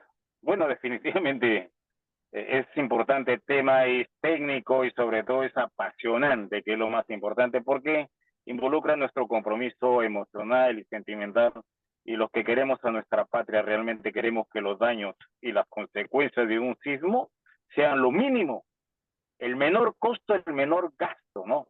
Entonces, un poco quiero ver cómo, digamos, todo lo que nos estuvo mostrando el doctor Heró, que definitivamente está dentro del plano científico, y eso es importante, tener toda esa metodología que va acompañada con la tecnología que nos pueda permitir prevenir, ¿no? estimar en cuánto tiempo se nos va a venir un evento de tal magnitud que va a generar tanto daño. Todo esto definitivamente obedece a los benditos planes, ¿no? Los planes. La ley número 32, la ley de gestión de riesgo de desastres, aparece SINAGER, aparece el INDECI también ocupa un lugar dentro de ello, y aparecen los benditos planes, ¿no? Todos esos planes que se han constituido a los 3 niveles de gobierno alcanzan a todo el Perú, porque así está establecido, ¿no? Y definitivamente no solamente hablamos de sismos, sino que los planes también de gestión de riesgo de desastre afectan los multipeligros. Los multipeligros, la helada, la lluvia, los desbordes y todas esas cosas también están dentro de este marco de los desastres, ¿no? Básicamente, ¿no? Pero puntualmente enfocado a lo que es el sismo y justamente como un multipeligro que vendría a generar, si está en la costa del Perú, vendrían a ser los benditos tsunamis. Básicamente nos enfocamos básicamente a ese tema. Entonces, en el caso del lugar de mi experiencia, que es la región del Callao, en la región del Callao existe como parte de la organización nacional, el gobierno regional del Callao, y que tiene una gerencia de defensa nacional y defensa civil y seguridad ciudadana. Básicamente, aquí se monta toda una serie de estructuras orgánicas, técnicas, por supuestamente, para dar cumplimiento a los planes nacionales, porque esto definitivamente decala con el efecto cascada de la nacional a la regional y la regional a los locales, pues en distritales o provinciales. En ese enfoque, lo que hay que interpretar son las benditas gestiones que están establecidas en los planes y como que también están los procesos dentro de estas gestiones, ¿no? Básicamente. Y mucho, Ricardo estuvo hablando algo con respecto a lo que es la prospectiva. Entonces, si juntamos la prospectiva y juntamos un poco la metodología que nos estuvo explicando el doctor Heró, un poquito podríamos interpretar, ¿no? En juntando estos dos elementos importantísimos en la gestión del riesgo.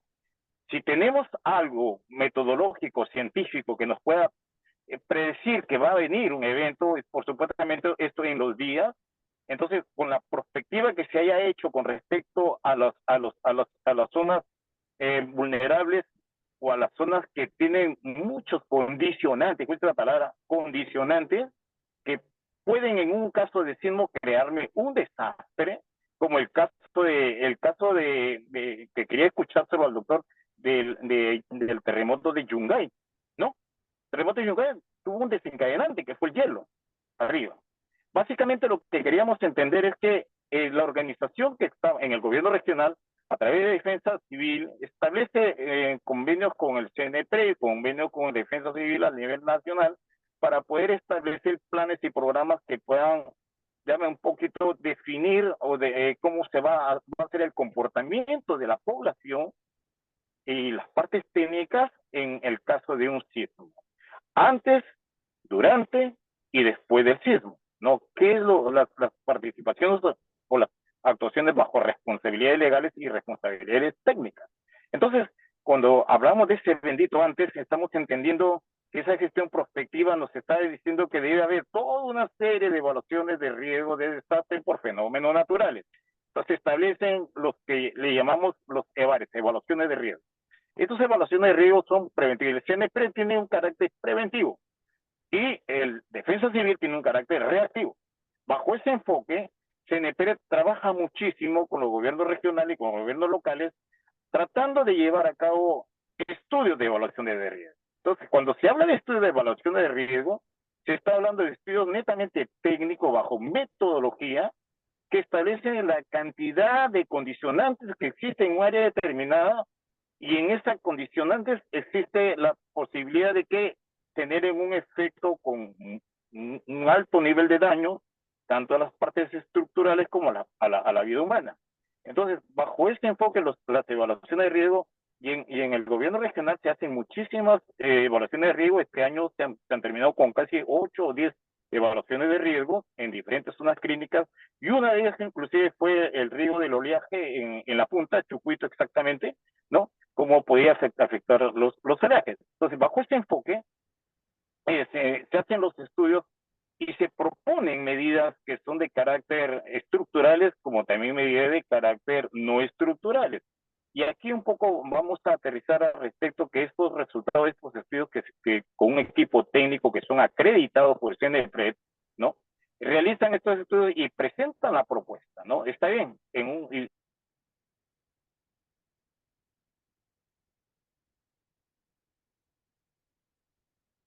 Bueno, parece que se le fue el audio, Gelacio, se le fue el audio. Eh, por favor, doctor Hero, ¿podría participar? bajo ese enfoque hay que entender una cosa. Esos escenarios y sobre la metodología de escenarios es que se trabaja básicamente todas las gestiones, principalmente viendo los escenarios, y lo comentó muy bien Ricardo, muy bien. Dijo, en un sismo que se dé y que tenga ese sismo acompañado de un tsunami, o sea, son dos problemas en un solo momento, que hablamos del momento, ¿no? Entonces, ¿cuál es la cantidad y la magnitud? Y el peor escenario es que existe el sismo y que existe el tsunami. Entonces, la cantidad y la magnitud de daño, conforme nos estuvo enseñando el doctor Hero, con respecto al equivalente a la potencia del TNT en cantidad de kilogramos. Entonces, imagínense esta cantidad. Nosotros que conocemos cómo utilizar una barra de 1 libra de TNT, sabemos qué es lo que hace. Imagínense 20 millones de TNT explotando en un momento, y hablamos del momento, ¿no? Entonces, en ese sentido, esa bendita cascarita de huevo, como nos enseñaba el doctor Hero, ¿cómo se va a fracturar? ¿Cómo se va a dañar? Y todo lo que está sobre la superficie de esa cascarita, ¿cómo va a destruirse? ¿Y quiénes están dentro de esa estructura? Son las personas. Valoro lo que dice Ricardo. Debemos ser sensibles a ese dolor que está por venir. Tanto sufrimiento y daño está por venir. Entonces, aquí viene el compromiso de los niveles de gobierno, viene el compromiso de los que están a cargo de las áreas técnicas netamente, que tienen que ver primeramente con los estudios y otros con las respuestas, ¿no? INDECI definitivamente prepara sus almacenes de ayuda humanitaria, de los bienes de ayuda humanitaria, tiene establecido una cantidad. Por otra parte, la evaluación de riesgo permite determinar de que, bueno, tengo en Márquez, por decir, tengo 30.000 pobladores ahí, dentro de los 30.000 pobladores, no tienen otra forma que cruzan la gaveta y se van a encontrar con un cerro. Entonces hagamos del cerro su zona de refugio o su zona segura. Estuve trabajando en esa parte, ¿no? Y establecimos la zona segura para recibir 30.000 personas en un momento determinado si viniera esa tsunami por la zona de Márquez, por decir, ¿no? Y así sucesivamente cada zona ha ido estudiándose de tal manera de estar planteando. Lo más importante es que sí, les digo, en la región del Callao sí se trabaja con una plataforma de defensa civil. Sí se trabaja. Se tienen reuniones casi mensuales con respecto a que todas las entidades que componen esa bendita plataforma, está la parte médica, está la parte judicial, está la parte policial, está la parte de los bomberos, está la parte de la misma región, están los que tienen ayuda social o comunitaria, están las autoridades propias, hasta ENAPO, hasta el aeropuerto participan dentro de esta plataforma y establecen medidas para poder, como en conjunto, en cada uno en su parte, en su corral, como se dice, cómo va a ir mitigando poco a poco. Pero la pregunta que se me viene ahorita a la mente es decir, ¿cómo concatenamos las acciones? Y lo dijo Ricardo muy exactamente, en un momento de crisis emocional. Aquí viene un tema que es bien delicado, lo que ha dicho Ricardo es perfectamente la realidad, cómo va a suceder. Lo teórico puede aguantar mucha letra, la letra puede aguantar mucho, pero la realidad de las cosas, las pistas fracturadas, los puentes destruidos, entonces se practican, por decir, hemos estado haciendo los simulacros multipeligros acá en el Callao y hemos establecido el uso de las aeronaves, por decir, ¿no? Y las aeronaves se convierten en uno de los vehículos más importantes en el desastre, porque va a ser la única forma de movilizar a los equipos técnicos, los que hacen el EDAN, los que hacen las evaluaciones y sobre todo para poder extraer personas con graves condiciones de lesión que haya producido un sismo probablemente. Y esto incluía también las extracciones en el mar y en la escuela naval, que es la parte más vulnerable dentro de la punta. Entonces, ¿qué es lo que queremos interpretar con esto? De que hay todo un conjunto de acciones coordinadas entre el gobierno regional y los gobiernos locales, ¿no? Y en esta plataforma, les comento, va la Municipalidad de Callao, va la de Bellavista, va la de Carmen de la Legua, va la de Pachacute, va la de Márquez, todas las municipalidades están presentes ahí, porque es importante concatenar acciones que nos orienten a un esfuerzo comunitario para poder llegar a minimizar, porque nadie va a evitar que existan daños. Va a haber muchísimos muertos, van a haber muchísimos muertos, pero ¿cómo se concatenan estas acciones para hacer que toda esta cantidad, en lugar de ser 100, sean 10? Y esa es la idea de los planes, y esa es la idea de las acciones. Y una de las cosas que tocó Ricardo, que me parece muy importante que la ponga en consideración ahorita, es sobre los muertos. Nosotros le llamamos puntos negros. Esa es la denominación que le damos nosotros. Puntos negros. ¿Qué son los puntos negros? Los lugares donde voy a llevar a todos esos cientos de muertos que me va a generar un desastre. Los voy a tener ahí bajo un procedimiento de salud ambiental que esté básicamente, que no genere otro tipo de consecuencias, como puede ser las enfermedades a consecuencia de los cuerpos putrefactos, porque no va a haber capacidad para poder albergar o enterrar tanta cantidad de gente. Entonces, se establecen los puntos muertos y cada municipalidad en la región del Callao ha establecido un punto muerto. Y eso está bajo la responsabilidad técnica en la parte legal de la parte de justicia, ¿no? El Ministerio Público. Y los que están a cargo de la parte netamente de salubridad, lo que es el ambiente y lo que son la parte de salud. Básicamente sobre esas cosas establecen medidas y se están armando estructuras, esquemas de trabajo, responsabilidades, para que al momento que suceda, entonces la parte reactiva que va a generar los organismos de primera línea, como es los bomberos, la policía y salud, los tres básicamente como elementos de línea, ya ellos saben qué cosa y qué tienen que hacer. Si viene un tsunami, la policía sabe que tiene que tener abiertas las vías que están señalizadas desde el Callao cercado hasta la zona del Estadio Miguel Grau, que pues, supuestamente allí debería albergar como zona de refugio a toda la gente del Callao para que se venga hasta este lugar. En ese lugar se han hecho, y esto es muy bueno tenerlo en consideración, pensando en que es inevitable el fenómeno natural y sus consecuencias a nivel de desastre, es importante hacer algo con la comunidad. El gobierno regional de Callao, a través de Defensa Nacional, y en coordinación con los municipios que también tienen su gestión de riesgo y defensa nacional, defensa civil, perdón, se dedican a formar brigadas comunitarias o comunales. Y esas brigadas en los barrios, en los lugares donde hay comunidades que están organizadas, se entrenan a las personas en lucha contra incendio, en lo que es primeros auxilios, en lo que es plan de evacuación. Comunal estoy hablando, ¿no? Se hizo una última en Santa Rosa, en la Ciudadela, se ha hecho otra en los colegios de Ventanilla, y he tenido la oportunidad de participar ahí apoyando en la parte técnica, pero lo que les quiero decir que la parte educacional, la parte de sensibilización de la gente, y muy bien lo dijo Ricardo, y tengo que tomar a Ricardo porque lo dijo perfectamente, en la realidad que va a suceder. Los bomberos están en su casa, ¿van a dejar su casa para ir a atender? No van a ir. Los médicos que están, los de guardia se quedarán en su hospital o en la clínica, con su centro de salud. ¿Y el médico que está de descanso irá?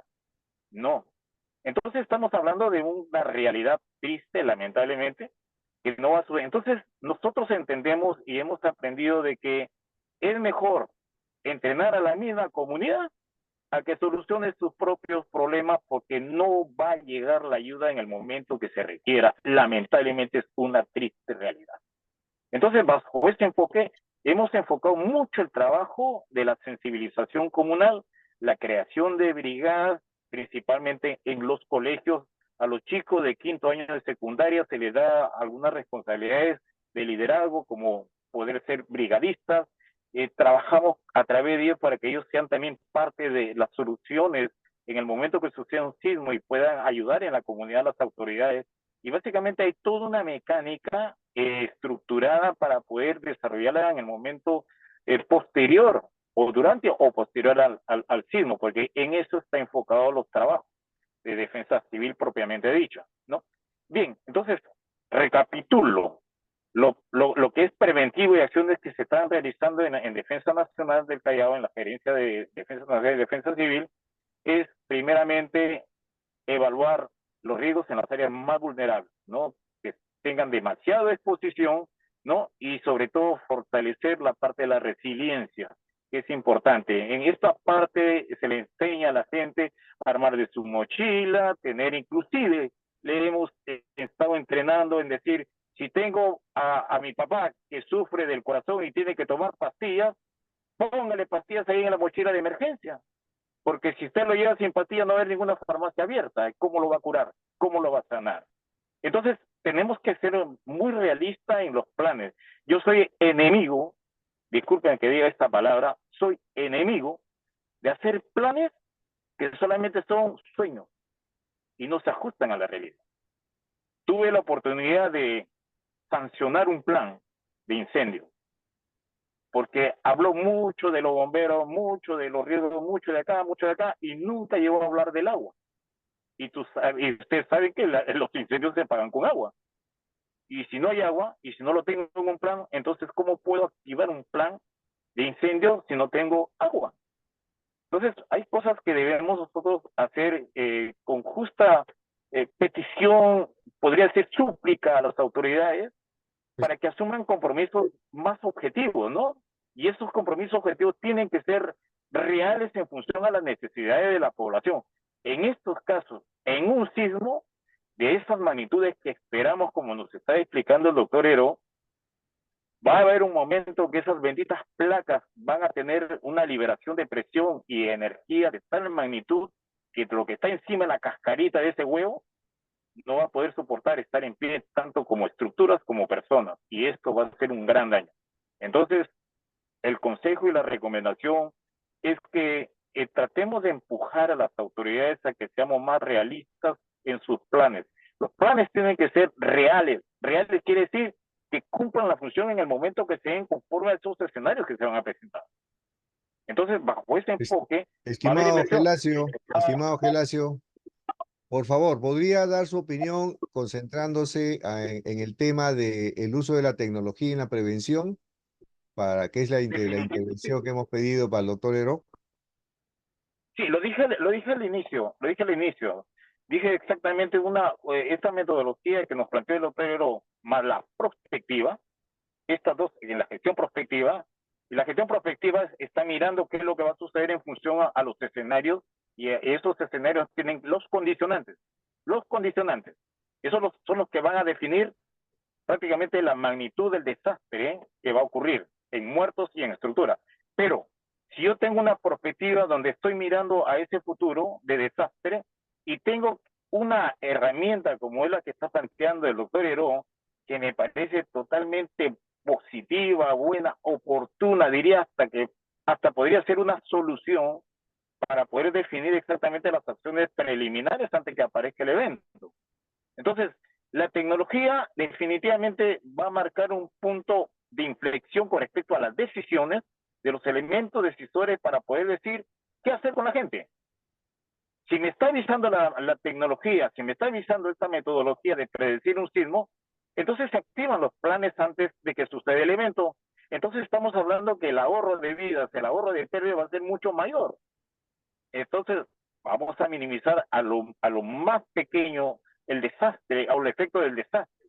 Pero en esta parte, la pregunta es, ¿dónde encontramos esta bendita tecnología? ¿Dónde la ubicamos? ¿Dónde la distribuimos? ¿Dónde la ponemos estratégicamente? ¿Cómo se va a activar el sistema de alerta temprana para que me pueda avisar y tomar mis acciones? Para que le pongo un caso, ingeniero. Una vez me preguntó, estando en una clase sobre esto, me preguntó, ingeniero, me dijo, ¿y cómo hago con mi mamá? Es inválida y yo vivo en el 5º piso de un edificio. ¿Qué le parece esa pregunta? Y si no tengo tiempo y la tierra se está moviendo y el edificio. Entonces, la tecnología que está explicando el doctor Heró, creo que nos va a ayudar mucho a esto, por decir, ¿no? A prevenir justamente con la población vulnerable de cómo poder evacuar antes de que suceda el evento. Yo estoy trabajando un proyecto muy grande de poder establecer planes de evacuación para personas discapacitadas o vulnerables. Estoy trabajando en eso y no voy a parar, y creo que no me iré tranquilo de esta tierra hasta no dejarles un plan de cómo ellos deben responder ante una evacuación de este nivel. Por eso mi que yo estimado, enfatizo, disculpa, para terminar con esto, enfatizo que la parte tecnológica va a contribuir mucho al tema de la respuesta preliminar, ¿no?, a un evento. Y agradezco esto también al doctor, bueno, a Ricardo y también a usted, ingeniero. muchas gracias. Sí, el tema es muy amplio, la tecnología para prevención. Lógicamente que también debe haber una tecnología para la mitigación, en caso de lo que está mencionando el magíster Gelasio y Ricardo Gutiérrez, pero quisiera darle el espacio al doctor Heró para que termine su presentación. Por favor, doctor Heró, puede tomarse 3 minutos para presentar, porque ya estamos fuera de hora, para su propuesta y lo que usted quiere, qué apoyo necesita. Su micrófono, por favor, doctor Heró. Muchas gracias. La verdad que el tiempo ha sido muy ajustado debido a que no hemos tenido un plan. La verdad es esta, ¿no? No hemos tenido un plan. Hemos debido tener un tiempo por cada expositor y conformarnos a ese tiempo. Pero en 3 minutos es imposible cubrir en qué consiste el trabajo nuestro y qué se puede hacer con eso. Yo creo que lo que tenemos que hacer es simplemente pensar que la tarea es muchísimo más grande que la que se nos puede ocurrir. Hoy día tenemos unos riesgos mucho más que en el año 1990. Y digo 1990 porque en esa oportunidad yo era presidente de Radio Club Peruano y era de la Red de Agencia Nacional de Radioaficionados en todo el país. Y participamos con Defensa Civil en un ejercicio que duró gran parte del día, poniendo como hipótesis un sismo 8.5 y todo lo que pasaba con eso. Y yo les digo que un 9.0, con lo que es Lima hoy día, comparado con 1990, es una historia totalmente distinta.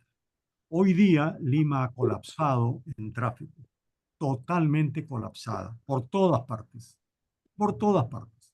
El otro día fui al sur, a Chilca, a un almuerzo, y he ido a 100 metros por hora, gran parte del trayecto. Me he demorado 3 horas en llegar a Chilca, a 55 kilómetros de donde yo vivo. Realmente es una desgracia. Y de regreso, otra cosa parecida. Ya entendí por qué ya no hay todos los carriles en un sentido y todos los carriles de regreso después, porque es imposible. Es imposible. La pista no alcanza para 6 carriles, no entran los carros. ¿Y dónde están los que van en sentido contrario? ¿No? Francamente, Lima ha colapsado en cuanto a tráfico. Y si le sumamos ahora otro riesgo que tenemos, por ejemplo, tenemos una red de gas natural. Y usted sabe lo que puede pasar con el gas natural. El gas natural está enterrado bastante abajo, pero en el caso de un sismo van a haber grietas, va a haber Fractura. gas a presión que va a salir y van a producirse incendios por todas partes. En México hubo una gran tragedia que fue 350 metros de calles, explosionó 350 metros de una avenida porque estaba el gas natural debajo. Esto realmente puede ser algo espantoso. La tarea es muchísimo más grande que el tiempo que tenemos. Así es que no me atrevo a decir nada más porque sería demasiado largo y tenemos que hacerlo de otra forma. Y con tiempos muy marcados, con segundas vueltas, de una manera más organizadas. Si es que yo la verdad no conocía el proceso, nadie me advirtió, nadie me dijo que salíamos al aire y nadie me advirtió que iba a haber otra audiencia. Pero lo que tenemos por delante, les digo, es realmente, realmente tremendo para un 9.0. Doctor, muchísimas gracias. Sí, pedimos mil disculpas por esta falta de coordinación, pero muy importante todo lo que nos ha transmitido, muy válido. Creo que ya se ha puesto en el tapete, ¿no? Esperamos un sismo de 9.2 o 9 de magnitud, que es algo, es inevitable. En cualquier momento se va a dar. Aquí yo creo que lo que estamos especulando es cómo prevenir y de hecho la intervención de Ricardo, muy acertada también en el tema de qué hacer en lo que es la parte de mitigación y también del magíster Gelacio. Yo creo que su experiencia es muy importante y como dice doctor Heró, esto da para largo. O sea, creo que vamos a tener que reestructurar algún otro programa, pero más ya lógicamente, como bien lo menciona, ¿no? Con tiempos, secciones. Usted sería el orador principal, le daríamos 15 minutos para que usted exponga el tema y luego vendrían las opiniones de cada uno. Así que muchísimas gracias. Bueno, de todas maneras creo que hemos aprendido de todo. Ah, un minuto, por favor, para que se despida cada uno, Magíster Gelacio. Bien, gracias más bien por la oportunidad y bueno, el honor de haber estado compartiendo con el doctor Heró, que es una ilustre eminencia, igualmente que mi coronel también de la Fuerza Aérea, con tanto expertise también y veterano de guerra, igual que yo, y definitivamente es una plataforma de honor. Bueno, lo que nos queda a nosotros es seguir luchando para que lograr de que los planes que están escritos, están establecidos qué cosa hay que hacer, se cumplan realmente. No, ese es mi mensaje final. Muchas gracias. Ricardo Gutiérrez.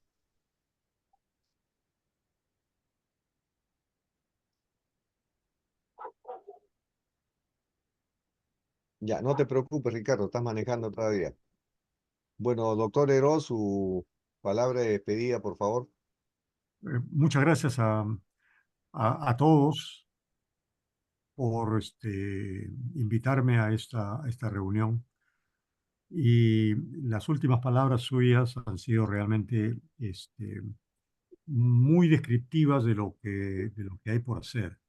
Yo quería agregar solamente una cosita final, y es que con Ricardo estamos pensando en qué va a pasar con la ciudad, con los ciudadanos, con toda la población civil que no va a tener ni agua, ni transporte, ni semáforos, ni pistas, no va a tener comunicaciones, seguramente que no.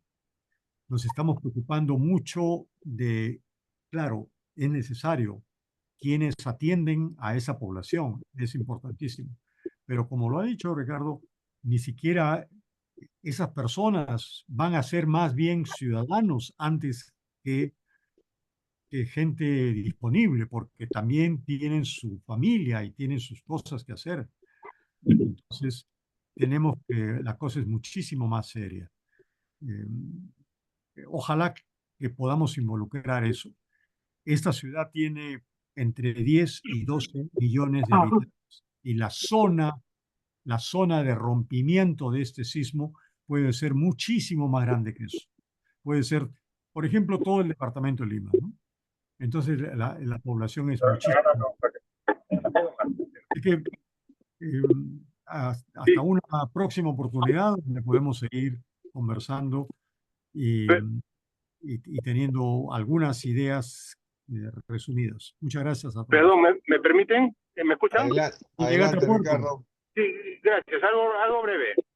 Lo que le decía es que usen su imaginación, ¿qué hacemos con una mochila y con nuestra botellita de agua que no llegamos ni a la esquina?